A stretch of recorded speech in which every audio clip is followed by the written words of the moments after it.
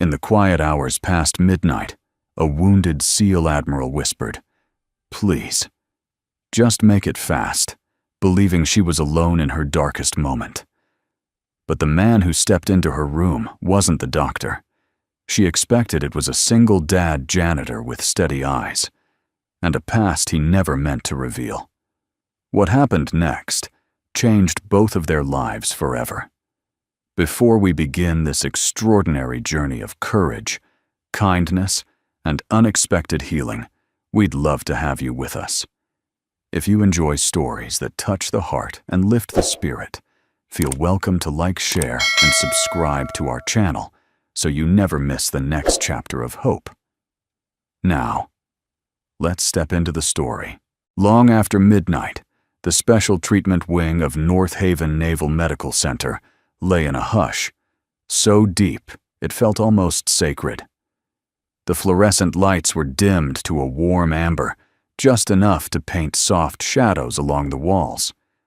Machines hummed with the steady rhythm of life, steady but fragile. Rain tapped the windows in thin, anxious fingers, as if begging to be let inside. Admiral Lydia Cross woke to the sound of her own breath, dragging violently through her chest. For a moment, she didn't know where she was. All she saw was fire. The flash of the explosion on the destroyer's deck, the roar of metal twisting apart the desperate cry of a sailor she couldn't reach in time. Her pulse slammed against her ribs. Her fingers clawed at the sheets, searching for something solid to anchor her back to reality. The room spun. Her heart monitor shrieked, and still no one came. Lydia tried to call out, but her voice cracked into a broken whisper. Pain radiated down her side, sharp and hot, like an ember lodged beneath her ribs. She curled forward instinctively, trembling, as panic clawed up her spine. Her decorated uniform was folded neatly on the chair beside her bed, yet at that moment, she felt as small and defenseless as a child. The door slid open, but instead of a doctor or corpsman, a tall man in a forest green janitor's shirt stepped in holding a mop bucket in one hand and a flashlight in the other. His hair fell to his shoulders in quiet waves, still damp from cleaning. His eyes, calm, steady, and impossibly gentle, sharpened the instant he saw her struggling. He set the bucket aside without a word. "Ma'am." His voice was warm, low, and steady, too steady for a janitor on the night shift. "You're breathing too fast. I need you to focus on my voice. Follow it." She shook her head, gasping. "I can't." The pain. Her hands dug into the blanket's knuckles white. "Please, just make it fast. I don't want." She couldn't finish. Fear strangled the last words into a whisper. The man crossed the room in 3 long strides. He shrugged off his navy blue jacket and wrapped it around her shoulders with practiced ease, as if performing a ritual he had done 1,000 times before. "You're cold," he murmured. Shocks creeping in. His palms were warm against her upper arms. His voice measured, and sure held her like invisible hands, guiding her back from the ledge. He didn't touch her like someone uncertain. He touched her like someone who knew exactly how close she was to slipping away. Lydia forced her eyes up, blinking through tears. That was when she saw it. On his right forearm, half hidden beneath the rolled sleeve of his t-shirt, was a black tattoo, simple but unmistakable: medic, NSWODAN-D. Her breath caught. That wasn't a janitor's mark. That wasn't a civilian's mark. That was Naval Special Warfare Development Group. DevGru, SEAL Team 6. Her gaze snapped back to his face, stunned. She could barely speak through the shattered breaths. You're not just a janitor." He didn't confirm, he didn't deny. He only gave her a small, tired smile, one that held a lifetime of things he no longer spoke about. "Let's get your breathing under control," he said softly. "And through the nose. Slow. Stay with me." His tone was so gentle it almost broke her. Admirals did not lose control. Admirals did not tremble in the dark of a hospital room, begging for mercy from the pain. But tonight, she wasn't an admiral. She was simply a wounded human being, and he treated her exactly that way. Her breaths deepened by degrees. The monitor slowed its frantic beeping. The panic fading from her chest left a hollow ache behind an ache she hadn't let herself feel in years. When her hand stopped shaking, he adjusted the blanket around her and took a step back, giving her space without leaving her alone. Only then did he speak again. "Pain's bad, but you're stable. Looks like the memory hit you harder than the injury. Happens more than people know." Something in his tone, low, steady, quietly cracked in the middle, told her he wasn't talking in theory. Lydia swallowed. Who are you?" The man paused. His eyes flickered not with fear but with recognition, as if he'd been asked this question too many times, in too many places, by too many people who didn't want the truth, only the legend. He ran a hand across his jaw and exhaled slowly. "Just someone who's seen this kind of fear more times than I'd like to remember," he said finally. His answer wasn't enough, but it was honest. Painfully honest. "I need your name," she whispered. He hesitated, and she sensed the weight behind that hesitation. Whatever he carried wasn't small. It wasn't simple. And it wasn't meant to be unpacked in a dim hospital room at 1:17 in the morning. "Ben," he said at last. Ben Carter. The name settled strangely in her mind. Ordinary, unthreatening, almost gentle. It didn't match the tattoo on his arm or the precision with which he'd stabilized her. Lydia leaned back against her pillows, breath still unsteady. Her voice trembled when she asked, "Why did you help me? You could have gone to find a nurse." Ben's eyes softened, and for the first time she saw something raw flicker behind them. Loss, maybe. Memory. A hurt that sat too deep for words. "No one should face fear alone," he said quietly. She stared at him, struck by the simplicity and the truth of it. All her life she had commanded, led pushed forward without showing weakness. Yet here she was, held together by a stranger, whose hands moved like a soldier's, and whose heart carried a weight she somehow recognized. He turned to leave, retrieving his bucket, as if trying to give her back the distance she was accustomed to distance she suddenly didn't want. "Ben," she called softly. He paused. "Thank you." He nodded once, a slow, respectful dip of the head. Then he stepped into the hallway's dim light, leaving the room warmer than he had found it. Lydia watched the door close behind him, and for the first time since the explosion, she felt safe. The morning broke slowly over North Haven Naval Medical Center, painting the sky in muted grays and soft lavender. A thin mist clung to the parking lot, drifting like breath on a cold mirror. Inside the facility, the daytime hum had begun, nurses exchanging shift reports, carts rattling down polished hallways, and the steady pulse of monitors echoing faintly through the walls. But Ben Carter moved differently from the rest. He pushed a supply cart along the corridor steps, quiet and measured, as though he were trying not to disturb the ghosts that lived in these halls. Most of the staff had grown used to his presence, a tall, soft-spoken janitor, with calm eyes, and an old sadness settled behind them. He rarely spoke unless spoken to. He worked efficiently, almost invisibly. Yet no one who encountered him ever forgot him. He had that kind of presence, a man who had seen too much and survived it. Ben paused outside a window overlooking the courtyard. The sky was still heavy with the tail end of last night's storm, and he exhaled a slow breath, bracing himself for the day. His mind kept drifting back to the moment when Admiral Lydia Cross had whispered, "Please, just make it fast." He had heard those words before, too many times, too many battlefields, and every time they cut in the same place. He closed his eyes. For a heartbeat, he was somewhere else. Dust heat, a distant explosion, his team shouting through a crackling radio feed. The metallic taste of adrenaline, the unbearable stillness of a person slipping away in his arms. He clenched his jaw and forced the memory back into the box where he kept all the others. Today, he reminded himself he had one job: keep moving forward. For Lucy. Always for Lucy. As if summoned by the thought, his phone buzzed with a picture message. Lucy, in her bright yellow jacket, grinning wide as she held her backpack straps with both hands.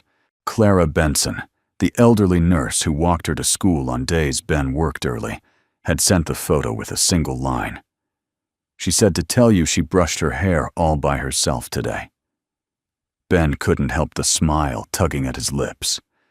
"Atta girl," he murmured. He pocketed the phone and resumed pushing the cart. Clara Benson appeared at the end of the hallway, a petite woman with wise eyes and a bun that never seemed to unravel.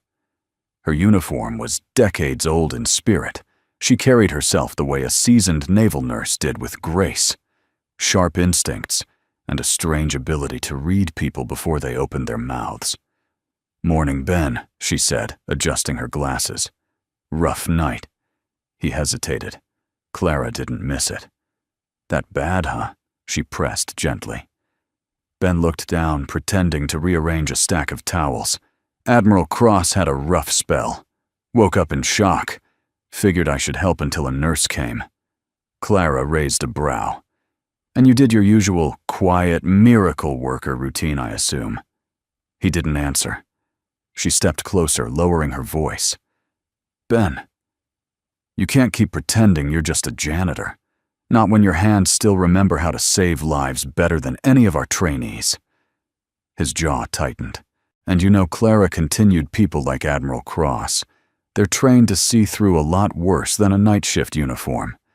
He sighed. She was scared, Clara. That's all. She just needed someone to sit with her a while. But Clara wasn't convinced.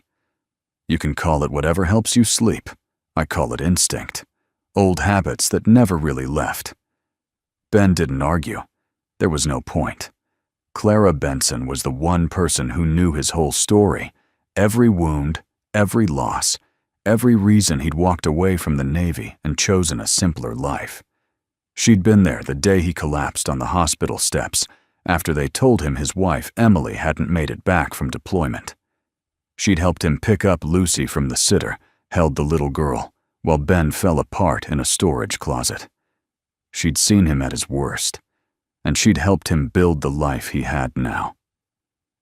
Clara touched his arm gently. "Admiral Cross saw something in you last night. Something you've been hiding for years." Ben's throat tightened. "I'm not hiding. I'm trying to keep my daughter safe. That's all that matters now." Clara nodded sympathetically. "I know, sweetheart. But you can't outrun your past forever. And that woman, she has eyes like someone who stood at the same edge you have." Ben froze, because Clara was right. There was something about Lydia Cross, something he recognized on a level he didn't want to examine too closely. A hardness shaped by duty, a fracture shaped by loss, a strength held together by sheer will because there was no other choice. He respected it. He feared it. He understood it.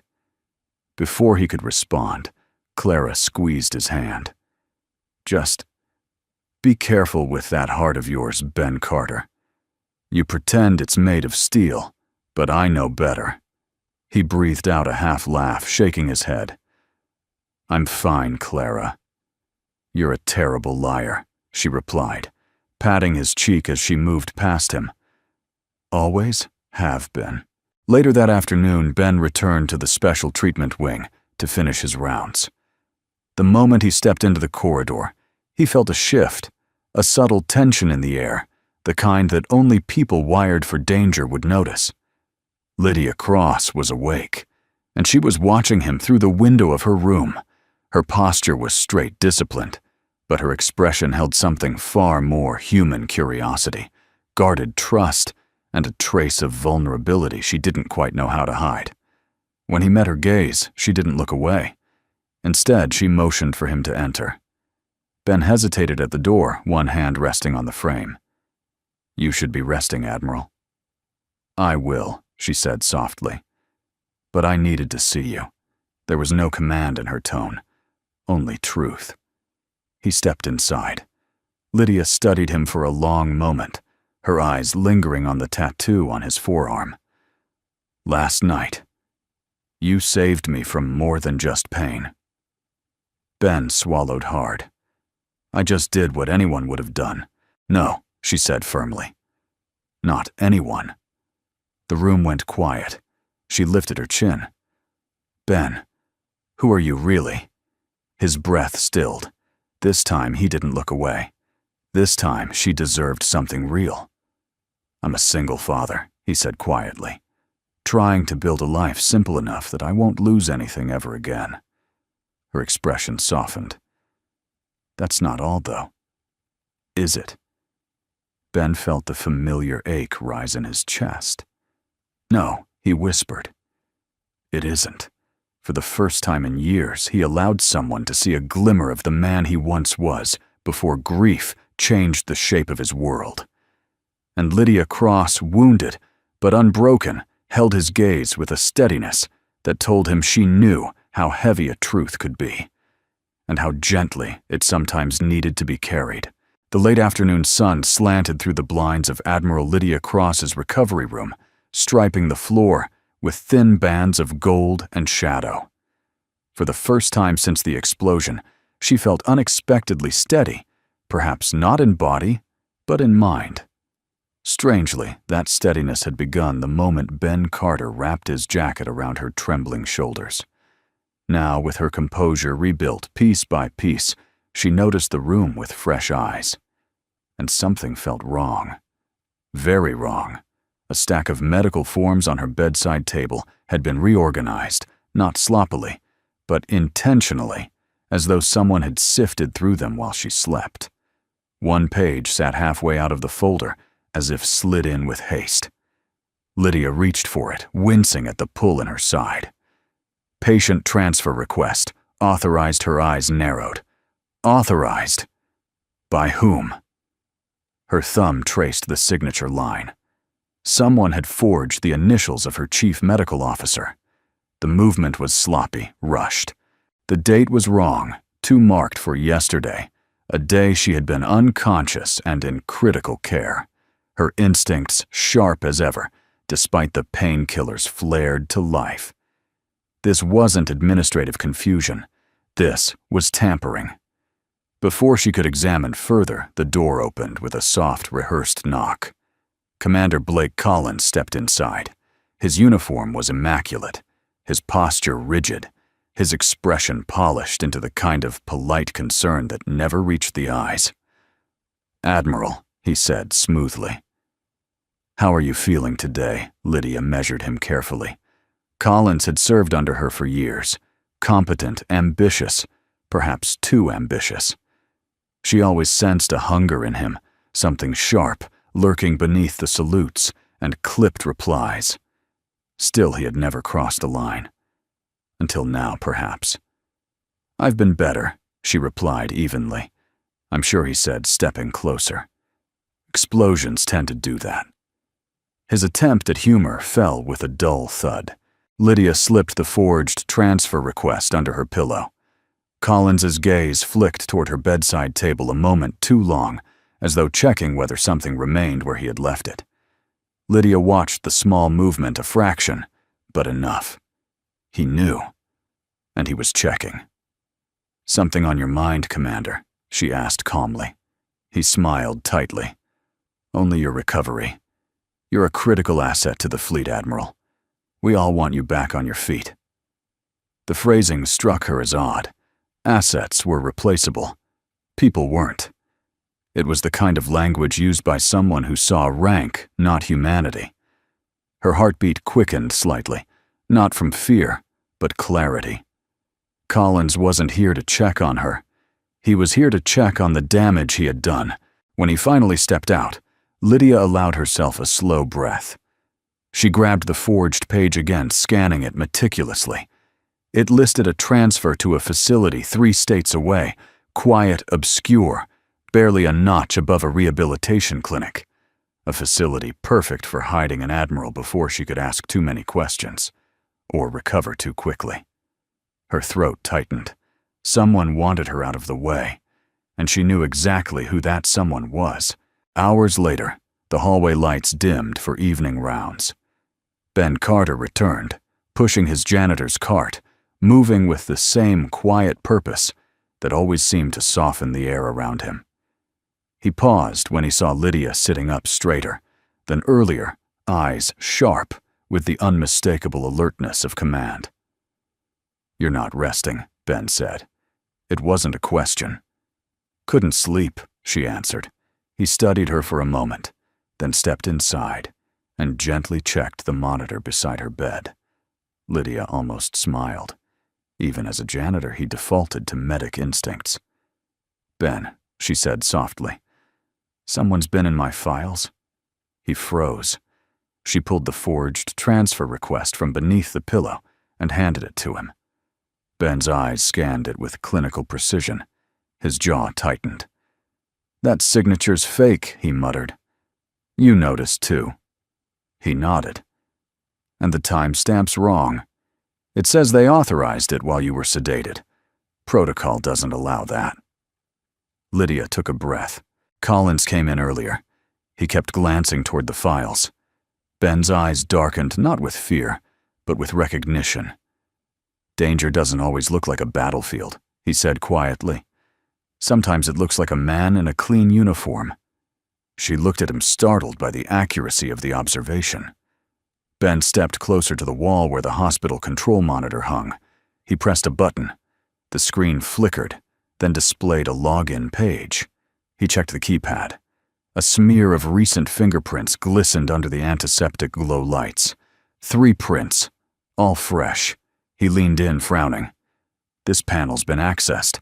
Someone entered a manual override in the last 24 hours. To do what Lydia whispered.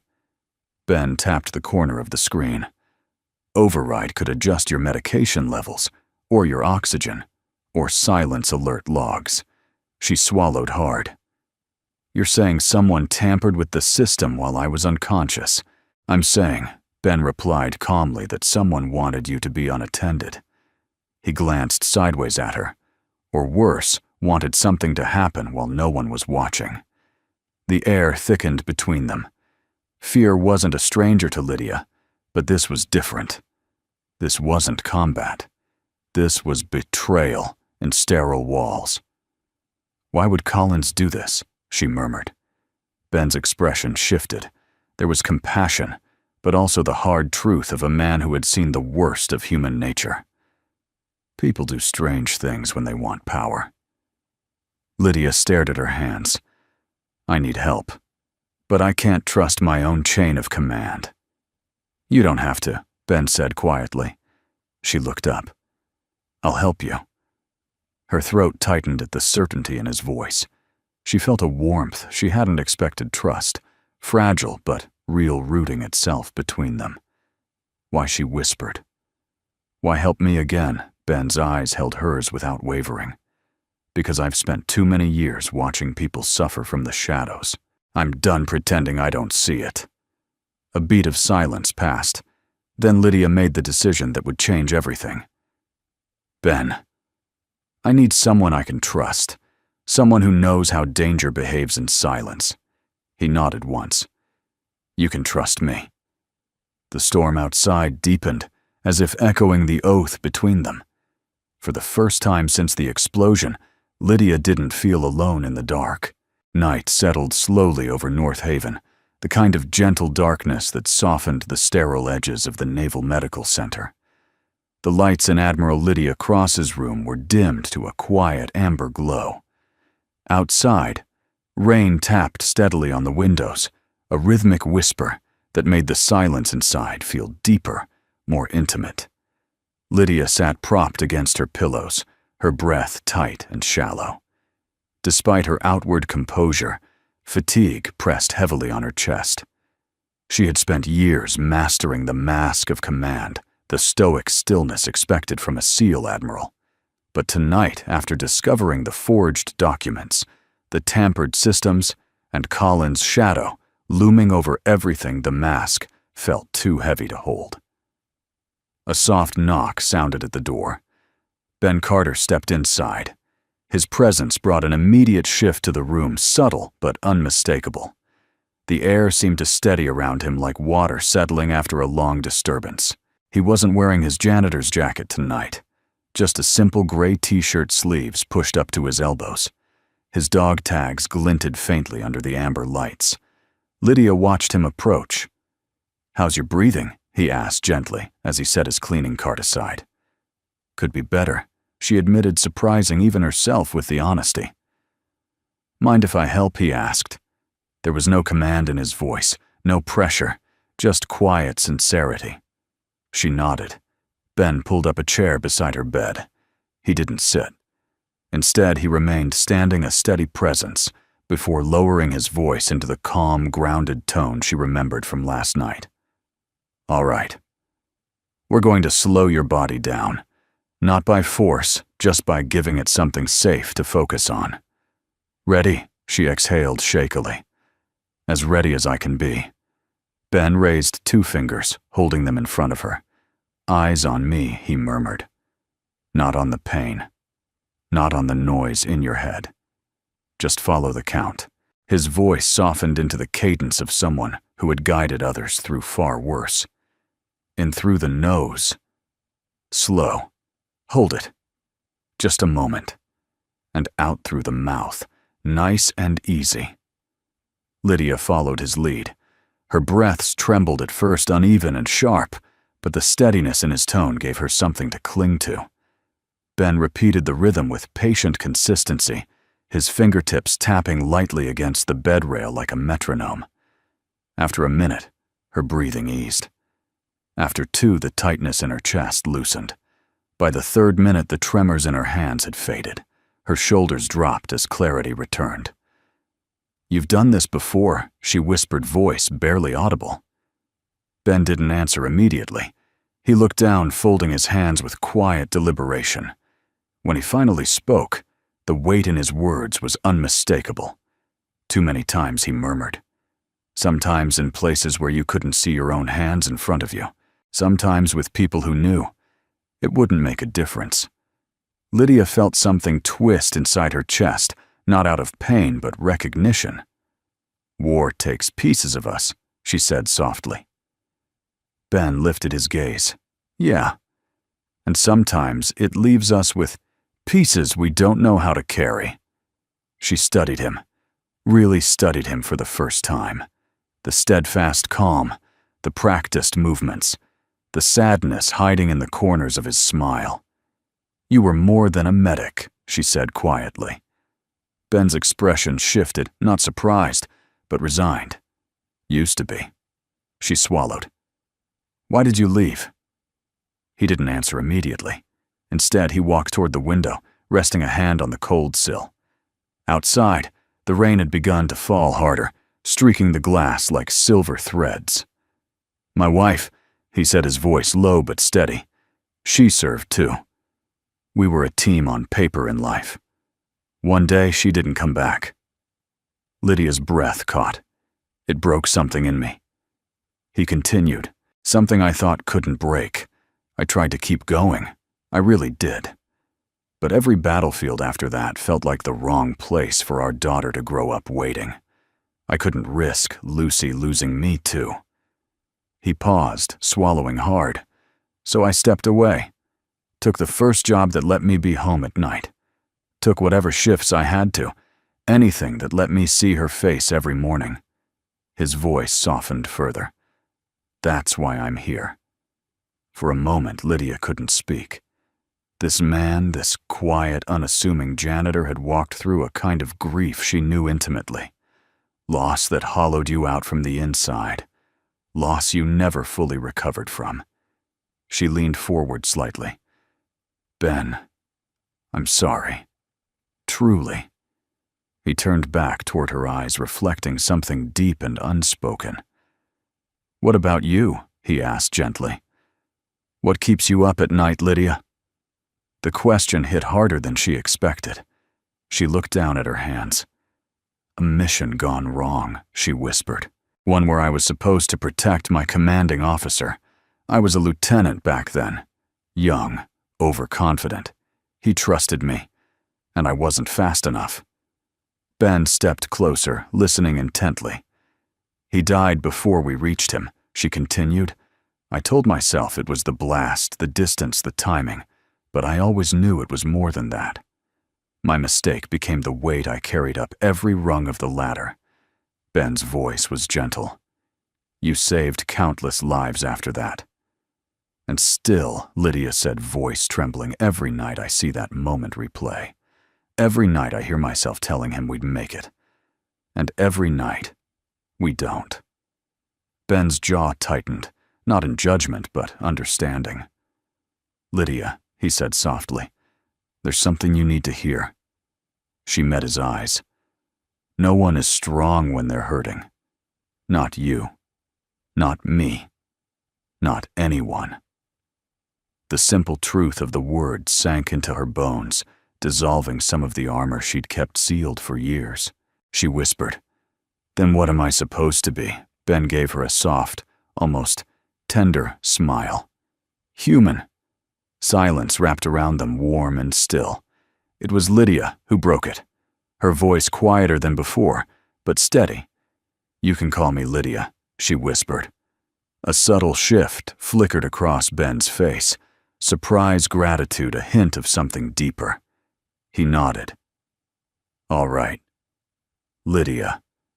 Her name had never sounded softer, and for the first time in a very long time, she didn't feel like a rank, but a person. The next morning broke sharp and cold, the kind of coastal chill that seeped through window frames and settled into the bones. Admiral Lydia Cross sat upright in her bed, a steaming cup of plain black coffee warming her hands. She had barely slept. Her mind had replayed every detail of Colin's visit, every forged signature, every manipulated system, log each fragment forming a darker picture. Someone had tried to bury her, not metaphorically, not politically, physically. And the only person who had stepped into the shadows with her was a janitor who wasn't really a janitor at all. Ben Carter. She thought of his voice guiding her through the breathing exercise, his steadiness, his pain, his honesty. He had something inside him that she couldn't quite name but felt drawn to understand. She set the coffee aside. At that exact moment, the door opened. But it wasn't Ben. Commander Blake Collins strode in with an energy too crisp, too rehearsed.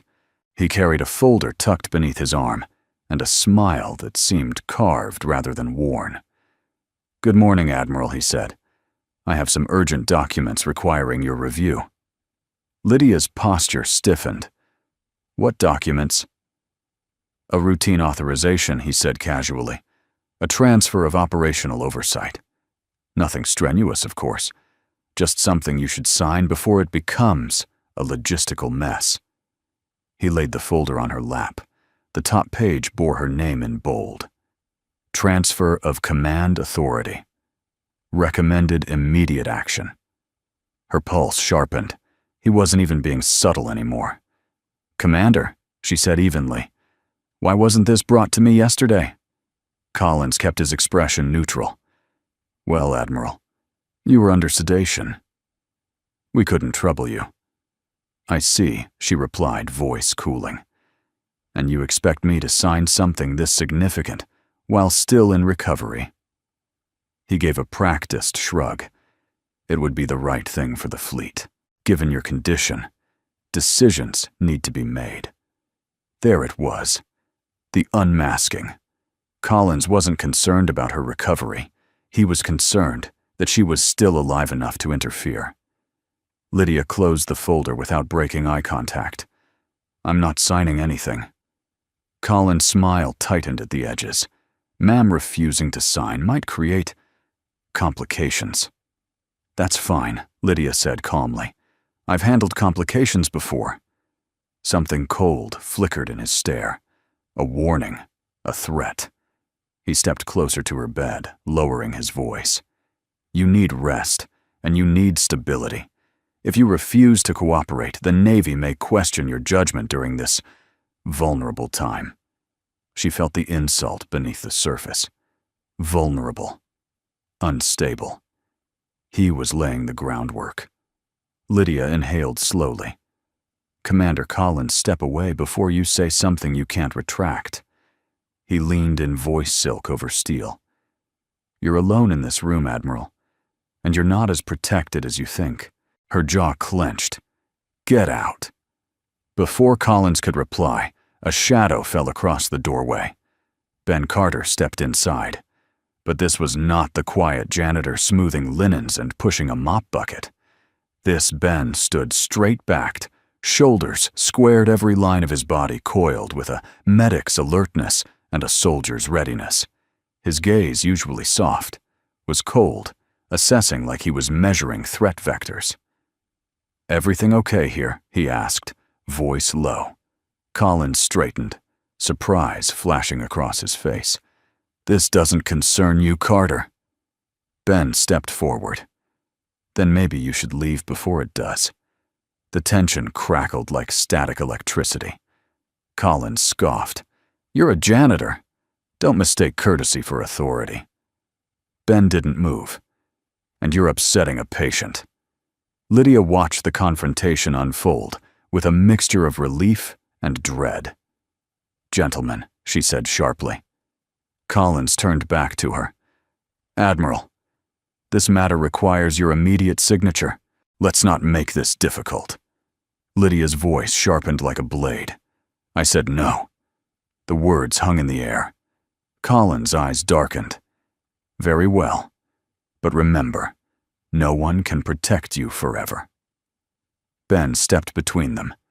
This time, Lydia saw something she had missed before an instinctive lightning-fast movement, a subtle shift in Ben's stance, the way he angled his body to protect her while keeping Collins in full view. It was reflex, military reflex, deeply ingrained, unshakable. Collins noticed it too. His jaw tightened. Watch yourself, Carter. Ben's voice dropped to a level that made the air go still. You first. With a final glare, Collins spun on his heel and stormed out. The door clicked shut behind him, leaving the room vibrating with tension. Lydia exhaled shakily. Ben turned to her immediately. Did he touch you? Did he threaten you? She shook her head. Not physically. Ben nodded, but the storm inside him hadn't quieted. She could see it in the tension in his jaw, the flare of his nostrils, the way he stood at the ready. Ben, she said quietly. He finally looked at her. I don't need protection because I'm an admiral, she whispered. I need it because I'm scared. Really scared. Ben's expression softened instantly, the hardness melting into the same steady warmth she had come to rely on. Lydia, he said softly, stepping closer, you're not weak for being scared. You're human. And no one gets through something like this alone. Her eyes burned with emotion she tried to control. Can you help me? She asked, voice trembling. Ben leaned closer, voice low and sure. Yes, he said. Not because you're an admiral, not because you're in danger, but because you asked. Her breath caught. There was something profoundly comforting about his presence, something that made her believe she wasn't falling apart, just falling. Somewhere safe. Outside, the wind howled around the building, rattling the window frames. But for the first time since waking in the hospital, Lydia didn't feel like she was standing alone in the storm. She had someone beside her, and that changed everything. Morning sunlight filtered through the blinds of Lydia's room, wrapping everything in a soft golden haze. For once, the sterile walls of the Naval Medical Center looked almost gentle, almost warm. Nurses drifted in and out, checking vitals and adjusting monitors, but Lydia barely noticed them. Her mind kept returning to one thing. No one person. Ben Carter, his steady voice, his quiet courage, the way he had stepped between her and Collins without hesitation.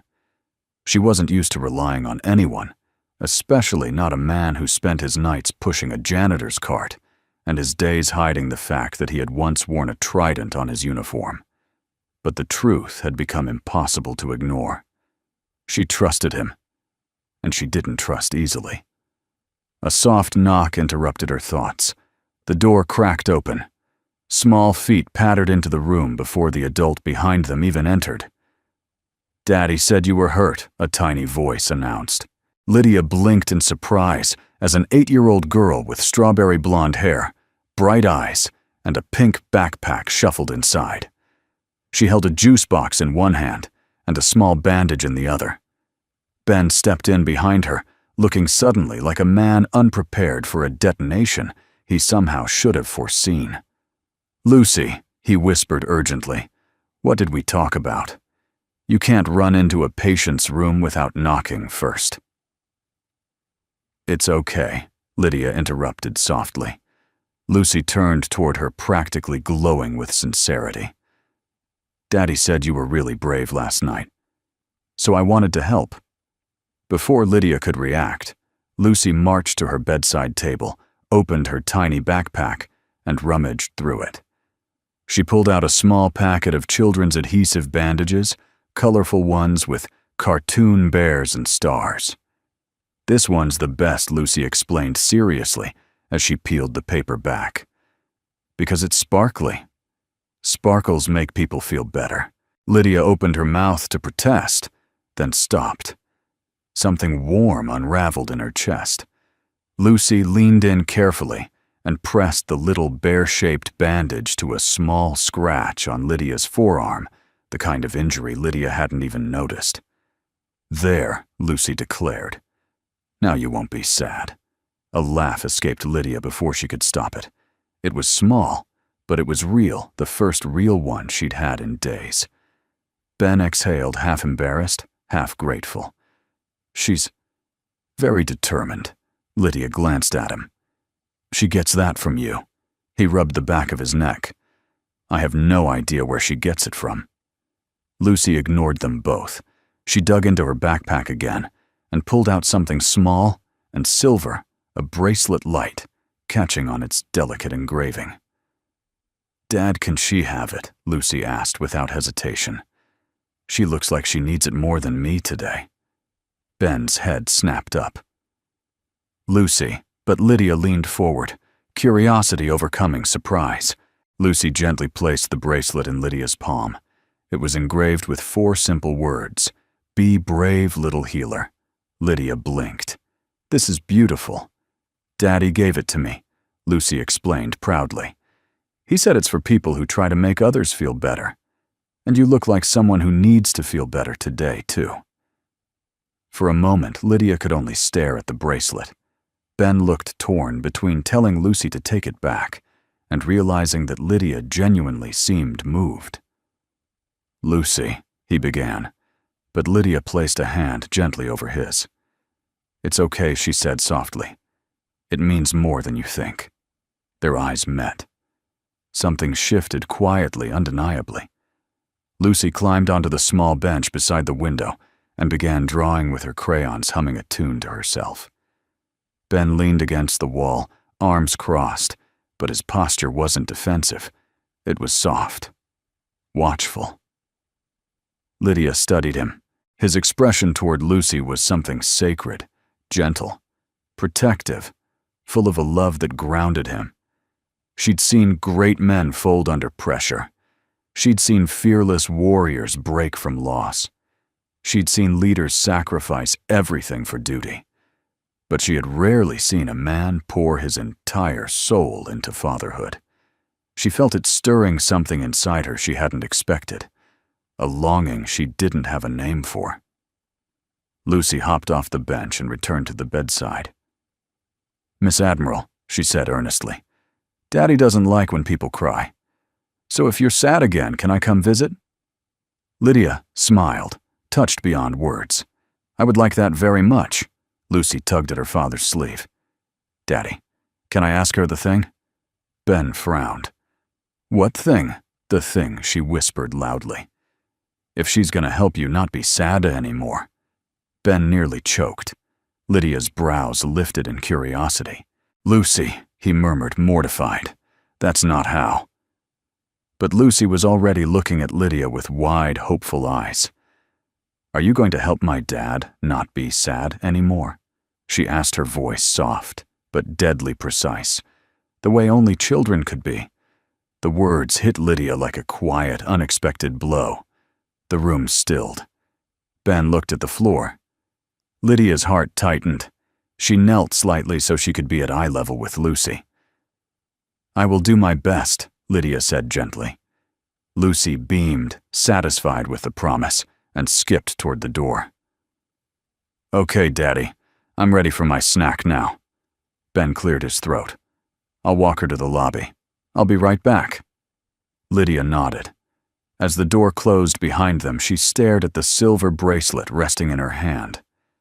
Be brave, little healer. She closed her fingers around it.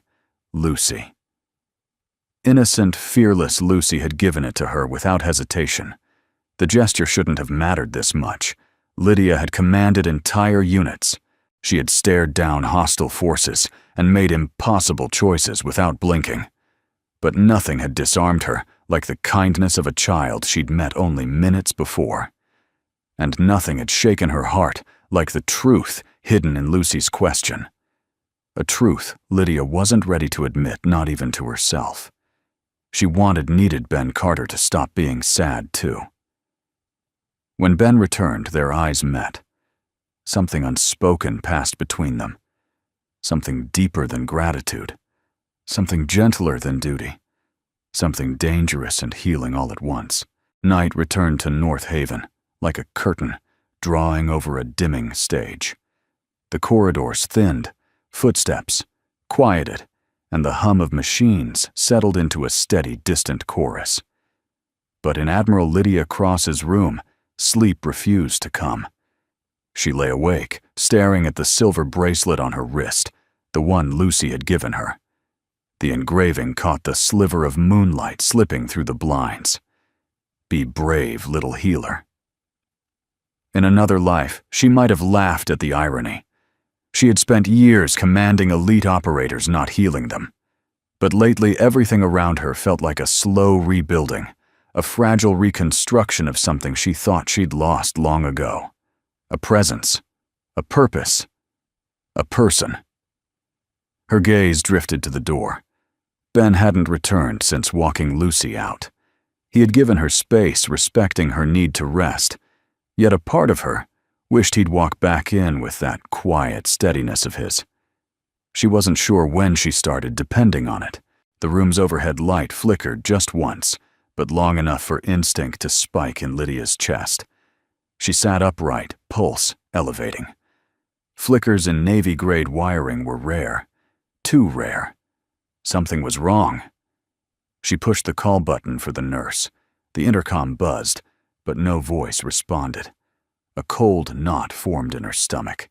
She swung her legs off the bed, inhaling sharply when the pain lanced through her side. She pressed a hand to the wall to steady herself and moved toward the door. Before she reached it, the door slid open from the other side. It was Clara Benson. Admiral, she whispered urgently. You shouldn't be out of bed. Lydia exhaled shakily. The system. Something's off. I called for a nurse. Clara's expression turned grave. I saw. Your alert never reached the station. Lydia's breath hitched. What I checked the panel, Clara said. Someone rerouted your alert feed to a dummy line. If anything happened, no one would know. The truth landed like ice water in Lydia's veins.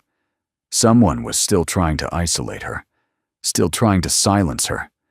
And the only person with access, the only person with motive, was Commander Blake Collins. Where's Ben? Lydia asked. Clara hesitated, and for the first time since Lydia had met her, there was fear in the older woman's eyes. He's looking for something, Clara whispered. Something he found, or something he suspects. I don't know, Admiral. But he asked me to stay near you until he came back. A strange warmth tightened in Lydia's chest. "He asked you to look after me." Clara nodded. "He didn't want you left alone." Lydia's throat tightened. Not many people worried about her safety. Not sincerely. Not without duty forcing their hand. Ben did. Lydia breathed. "You know him better than anyone here." "Has he said anything about Collins?" Clara's jaw tightened. "He didn't need to. I've worked in this hospital for 37 years, and I know when someone's moving where they shouldn't be. Collins has been all over this wing since the explosion, checking logs, rewriting notes, whispering on phones he doesn't want the cameras to see." Lydia's breath caught. "So it wasn't my imagination?" "No," Clara said. "And if Ben finds what he's looking for—" She paused, her voice dropping lower. "I fear he'll stop being just a janitor." Lydia closed her eyes, an unexpected ache expanding in her chest. She had asked Ben to help her. She hadn't meant for that help to put him at risk. "Where is he now?" Lydia asked. Clara glanced toward the hallway. He went to the administrative wing after hours, the restricted archives. A chill swept over Lydia's skin. That area required command authorization to enter. If Collins caught him there, she forced herself upright, ignoring the pain. "I need to help him." Clara gently touched her arm. "You need to stay alive. That's your job right now." Lydia met the older woman's eyes. "He's risking himself for me." Clara's expression softened. A knowing look flickered across her face, the kind women carried when they had lived long enough to understand things left unspoken. "You care for him," Clara said quietly. "More than you want to admit." Lydia didn't answer. She didn't need to. Clara sighed. "All right. I'll help you sit. But you don't leave this room. I'll go find him." Clara slipped out into the hallway. The moment she disappeared, Lydia's fingers curled around the silver bracelet. She whispered under her breath, "Be safe, Ben." Her voice trembled. Because somewhere inside the administrative wing, danger was already taking shape. Ben Carter moved like a ghost through the darkened corridor. His steps were silent, his breathing controlled. He had reverted to an older version of himself, one he had buried years ago, but could resurrect in a heartbeat when needed.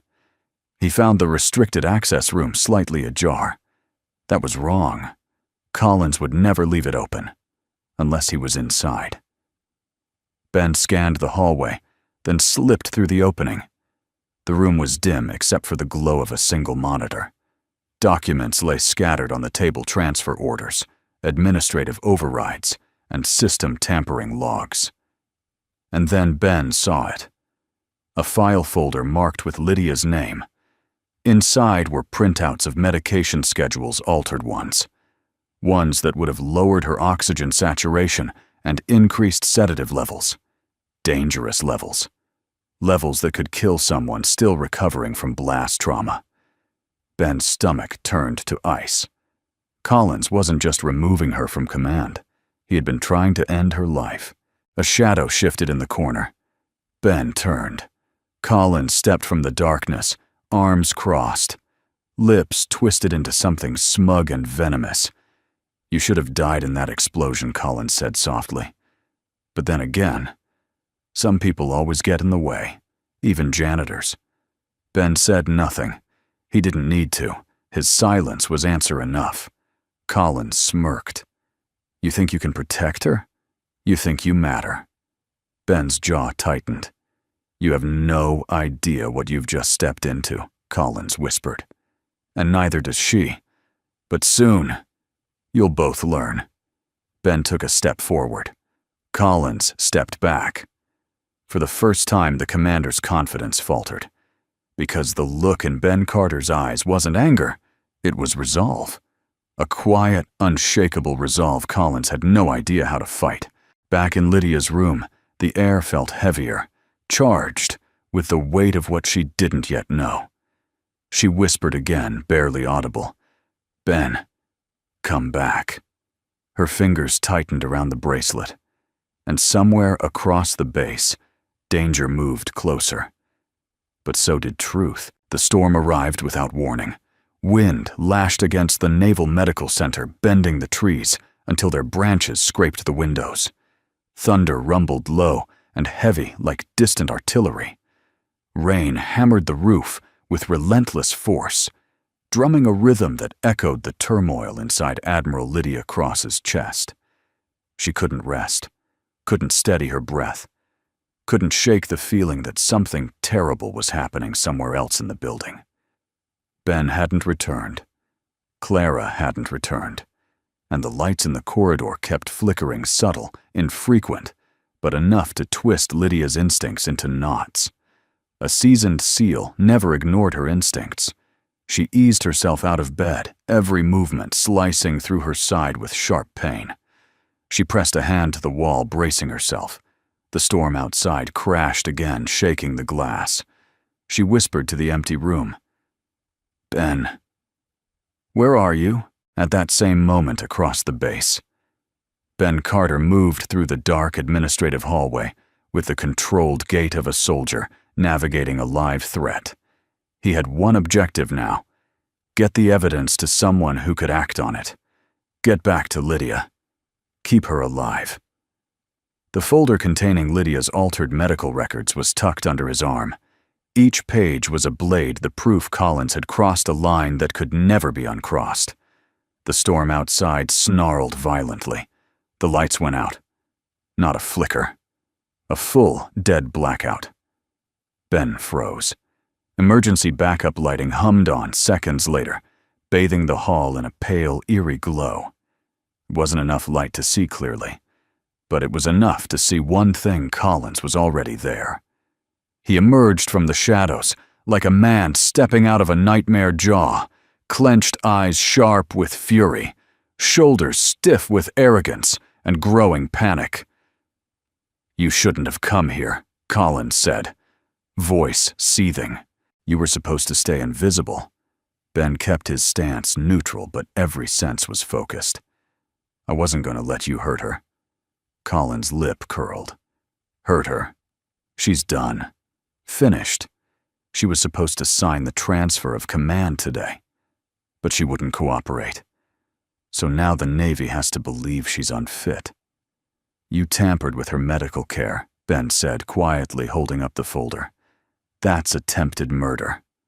Collins' composed facade cracked rage boiling under his skin. "No one will believe you.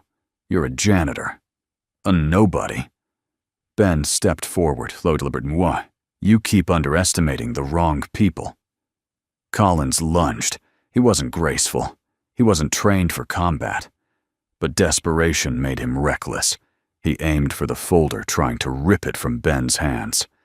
Ben shifted his weight, sidestepped, and locked Collins' wrist in a precise joint control maneuver, fast, efficient, unmistakably military. Collins gasped in shock, more startled than injured. "You," Collins stammered. "You're not." Ben tightened the hold just enough to stop the fight without breaking anything. "I'm someone who knows how to stop a man from doing something stupid." Collins snarled, twisting violently. Let go Ben didn't. Collins tried swinging at him with his free hand. Ben blocked, effortlessly pivoting to restrain him without striking back. Everything about Ben's movements was controlled defensive, not aggressive, the way someone trained to save lives fought not to end them. But Collins didn't understand controlled restraint. He only understood losing, and he was losing badly. Breathing hard, he spat out, "She'll regret trusting you." Ben's grip stayed firm, voice low but unwavering. "You almost killed her. She trusted the wrong person, but it wasn't me." For a split second, Collins froze, not from fear, but from the realization that Ben wasn't backing down. Ben released him with a sharp shove. Collins stumbled backward, colliding with a metal cabinet. Papers rained down around him like a storm of evidence. "You think this is over?" Collins hissed. "Everything you found is meaningless without someone to run it up the chain of command." Ben held up the folder again. "I know someone who will." Back in Lydia's room, the storm raged harder. Rain slashed across the windows in violent streaks. Lydia stood at the door, gripping the frame to keep herself steady. She had made up her mind. She wasn't staying in that bed, while Ben risked his life in the dark for her.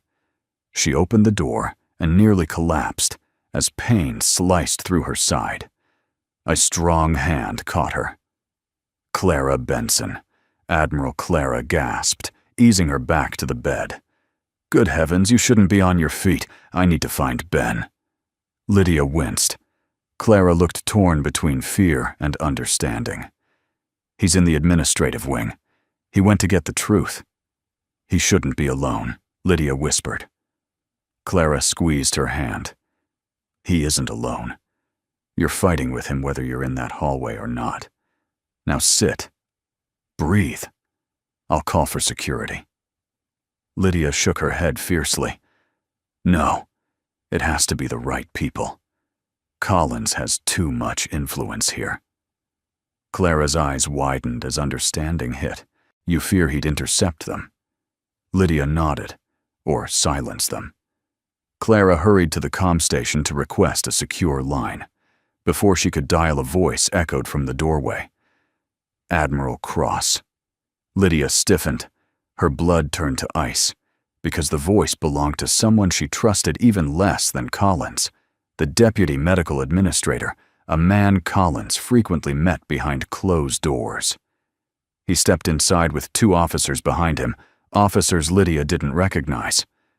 Where is Commander Collins? Lydia demanded. The administrator forced a polite smile. There's been an incident. Collins requested immediate assistance. Lydia's pulse hammered. She didn't trust him. She didn't trust anyone except Lydia. The voice came from the end of the hall. Ben. He was walking toward her, soaked from the storm folder clutched in his hand, chest rising and falling with adrenaline. The administrator stiffened. Clara exhaled in relief. Lydia felt her throat tighten. You found it, she whispered. Ben nodded. Everything. She reached for the folder with trembling fingers, but before she could take it, Collins's allies moved. Ben stepped in front of her instantly, not hesitating, not thinking twice, just protecting her. Ben, Lydia whispered, voice breaking slightly. He didn't look back, his eyes locked on the threat approaching. His voice was quiet, steady, the anchor she had come to trust. Lydia, you taught SEALs never to run from a fight, he murmured. Another step, another shadow moving closer, the storm roaring outside like a battle cry. Don't forget what you taught them, Ben said softly. And then the hallway exploded into chaos. For one suspended moment, time felt thick, heavy enough to hold its breath. The storm outside raged with a fury that shook the medical center's windows, wind howling like a warning. Inside, harsh fluorescent lights flickered as Ben Carter positioned himself directly between Admiral Lydia Cross and the 2 men advancing down the hallway. The deputy medical administrator spoke first voice, too calm to be honest. Mr. Carter, step aside. Commander Collins has requested escort support. Ben didn't move. Behind him, Lydia stood clutching the folder, the evidence of Collins's sabotage. Her body trembled from pain, but her eyes were sharp. She knew exactly what was happening. These weren't escorts. These were men sent to contain the situation before the truth reached higher authority. She opened her mouth to speak, but Ben gently raised a hand behind him, a silent, protective signal. Stay back. It was a gesture born from instinct, duty, and something deeper that neither of them dared name aloud. The administrator's smile thinned. Mr. Carter, we don't want trouble. Ben's voice was quiet but held an iron edge. Then stop moving. The first officer stepped forward. You're obstructing an active order. Ben's jaw tightened. No, I'm stopping an unlawful one. The second officer reached for his baton, and that was the moment the room snapped into motion. The fight Ben reacted before anyone else could blink. A shift of weight, a pivot of the hips, a quick, practiced movement honed over years of combat medicine in the world's most unforgiving battlefields. He grabbed the wrist, reaching for the baton, twisted, and forced the officer to drop it with a sharp clatter. The sound echoed down the hallway like a cracking bone. The other officer lunged. Ben sidestepped and deflected the blow with the controlled precision of someone trained to avoid lethal force. He wasn't fighting to win. He was fighting to protect, using every move that immobilized without maiming. Lydia watched, breath frozen in her chest. His movements weren't those of a janitor, or a civilian, or even a retired serviceman. They were the movements of a Tier 1 operator, quiet, controlled, devastatingly efficient. Ben seized the second officer's arm, leveraging their momentum to guide him into a wall, with a thud that knocked the wind out of him. The first officer recovered, charging again. Ben blocked, pivoted, and swept the man's legs out from under him. 2 men neutralized. No blood, no brute violence, just mastery. Collins stepped into view, fury burning in his eyes. Rain soaked him from head to toe, dripping off his uniform in dark streaks. His voice was jagged. "You think this changes anything? You think she'll believe a janitor over her own command staff?" Ben turned to him with a calm that unnerved Collins more than any threat could. "She already does." Lydia stepped forward, pain forgotten. "Collins, you're under investigation. Stand down." He laughed, short, bitter, unhinged.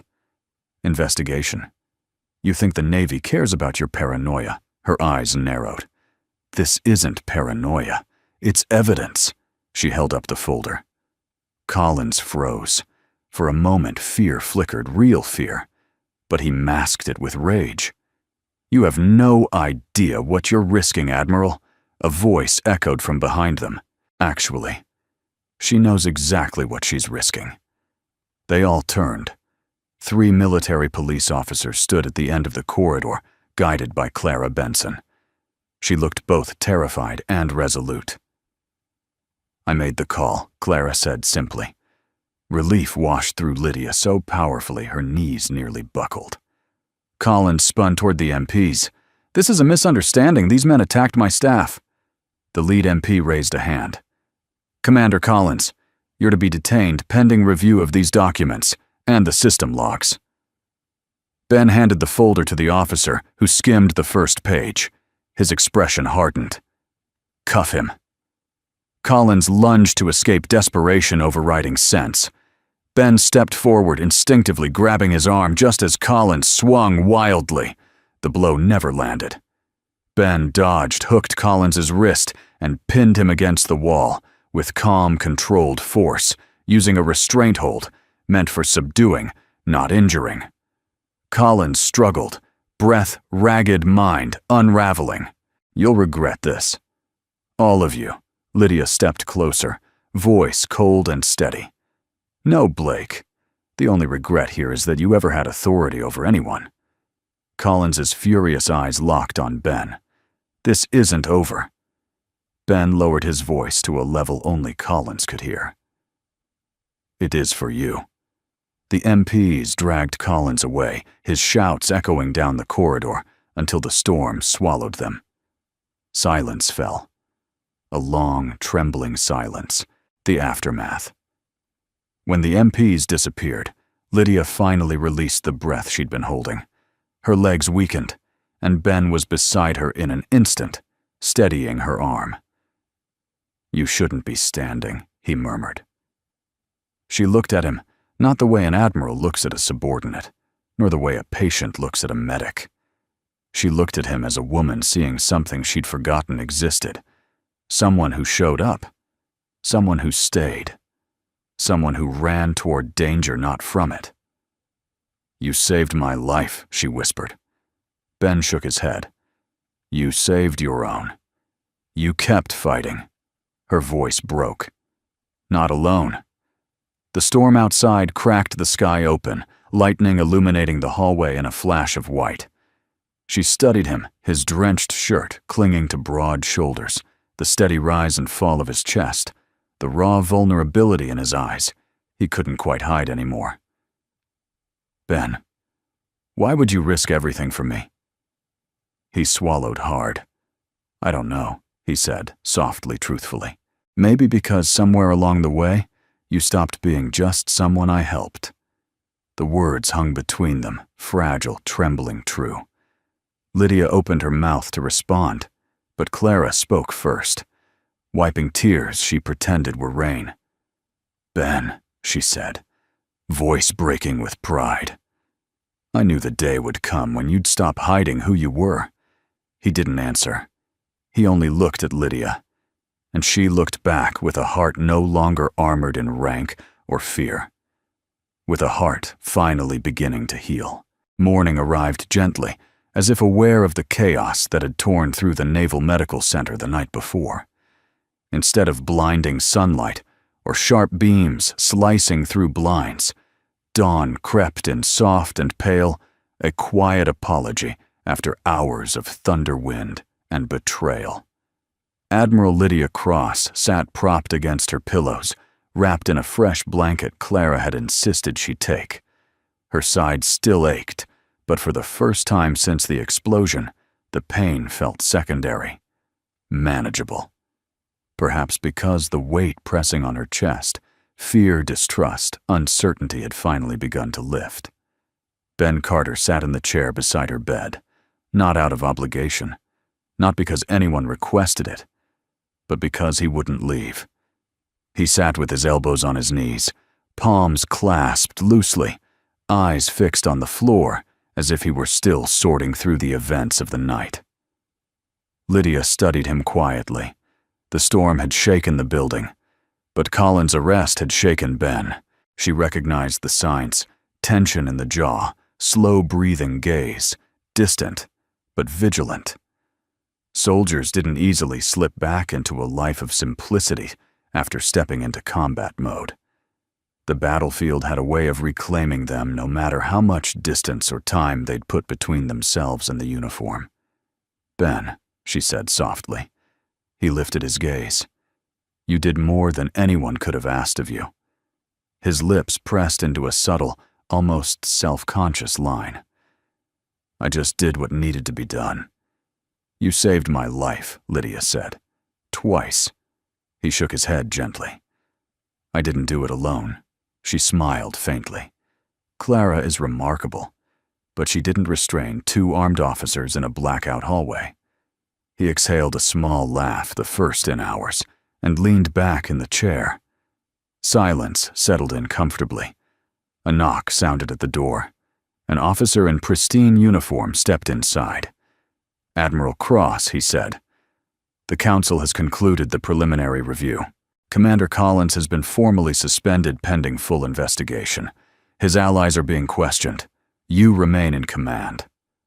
A rush of relief stung Lydia's eyes. Thank you, Lieutenant. The officer nodded and turned to leave, but paused long enough to give Ben a look. Not a suspicious one. Not mocking. Respectful. I also have instructions from Mr. Carter, the officer added. The Naval Medical Board has reviewed your actions during the incident. They were impressed. Ben blinked. Impressed. The officer nodded. They want to formally invite you to return to the Naval Special Warfare Medical Program. Full reinstatement recommendation included. The room went still. Lydia's breath caught. Ben. But Ben didn't glow with pride. He didn't smile. Instead, his eyes lowered, expression unreadable. Thank the board for me, he said quietly. But I can't accept. The officer studied him for a long moment, then nodded with understanding. I'll relay your decision. He saluted Lydia, nodded respectfully to Ben, and left. The door closed. Silence followed, heavy, meaningful. Lydia looked at him softly. Ben, they offered you a path back to everything you trained for. He didn't answer immediately. His gaze drifted to the small picture Lucy had drawn and taped to the corner of her bedside monitor, a scribbled scene of him placing his jacket over Lydia's shoulders, both of them bathed in childlike rays of sunlight. His voice, when it came, was gentle but firm. My daughter needs her father more than the Navy needs another medic. Lydia's chest tightened. You're choosing Lucy. He nodded. Always. The certainty in his tone hit her harder than any explosion.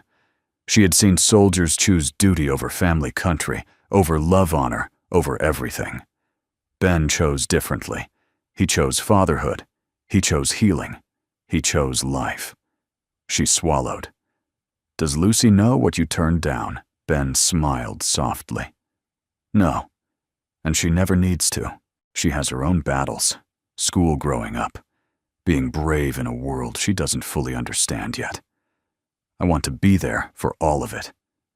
Something in Lydia's heart shifted a quiet, warm ache.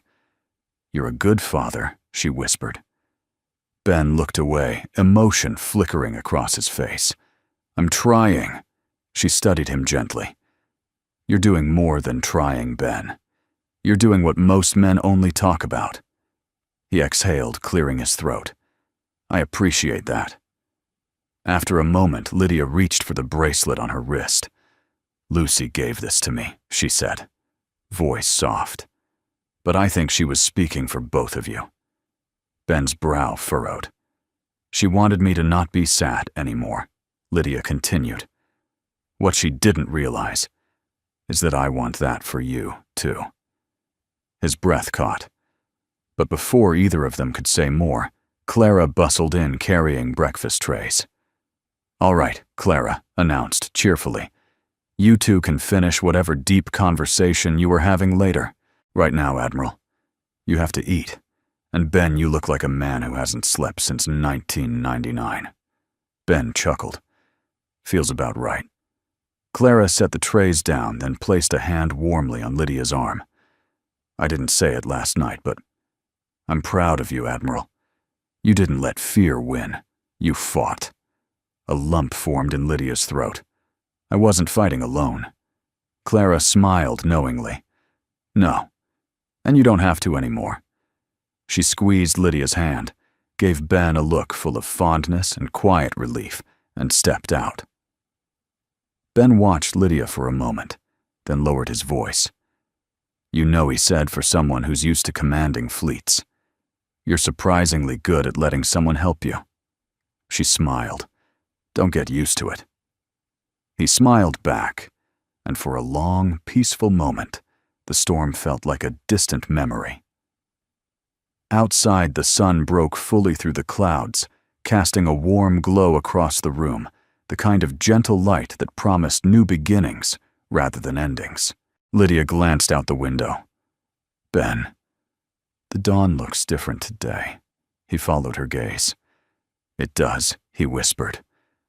You made it through another night. She turned toward him, eyes soft. You were right, she murmured. You told me once that I would see the sunrise again. Ben's voice was a low, tender echo. And you did. The morning of the ceremony dawned, clear and breathtaking, the kind of quiet sunrise that seemed hand-painted, where soft streaks of gold lifted gently across the horizon, and the cool air carried both promise and closure. The storm had passed, leaving the naval base washed clean, the sky polished to a delicate blue. Admiral Lydia Cross stood near the window of her temporary office, adjusting the silver bracelet on her wrist. Lucy's bracelet. The simple engraving glimmered faintly. Be brave, little healer. A healing she never expected and never knew she needed had begun the moment a quiet-eyed janitor wrapped his jacket around her and whispered her back to breathing. But he wasn't just a janitor. He never had been. Behind her, footsteps approached. You ready? Admiral Ben Carter stood in the doorway wearing a pressed button-up shirt and clean slacks. No uniform. No rank. But somehow he had never looked more like himself. Lydia smiled softly. As ready as I will ever be. He stepped inside, closing the door gently behind him. Big day. For both of us, she said. Ben raised an eyebrow. Both. You think I'm the only one being honored today, she replied, tapping a small box on the desk, one he hadn't noticed before. He frowned. Lydia, I told the committee, it's not from them. She paused. It's from me. Ben swallowed emotion flickering behind his guarded expression. Before he could respond, a rapid patter of footsteps burst down the hall. Miss Admiral, Daddy, are you dressed? Yet Lucy's voice carried before her little body shot into the doorway like a bright sunbeam. Her hair was brushed into a messy ponytail.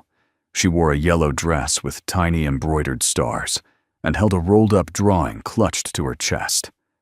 You have to come now, she urged. Everyone's already there, and Daddy said they won't start without you. But I think he was just being polite because the nice officer said, Admirals are never late. And Ben gently rested a hand on her shoulder. Deep breath, kiddo. Lucy inhaled dramatically. Okay, now you can come. The three of them walked down the hallway together, Lydia still moving slowly but steadily, Ben walking beside her in silent readiness, and Lucy skipping ahead with the kind of excitement only children can summon. Outside, the courtyard had been transformed. A small stage stood near the flagpole. Rows of chairs faced forward filled with medical staff operators, from Lydia's unit administrative personnel, and even a few higher-ranking officials who had flown in to witness the aftermath of the investigation. But there was no pomp, no pretension, no press cameras. Just people, real weathered, earnest people who understood sacrifice and kindness and second chances. When Lydia appeared, the crowd rose in spontaneous applause, not because she was a decorated admiral, not because she had survived sabotage, but because she had survived with her integrity intact. She walked slowly to the stage, Ben and Lucy just behind her. Clara Benson waited at the steps, beaming proudly. You look radiant, Clara whispered to Lydia. And you look like someone who hasn't slept in 3 days, Lydia teased gently.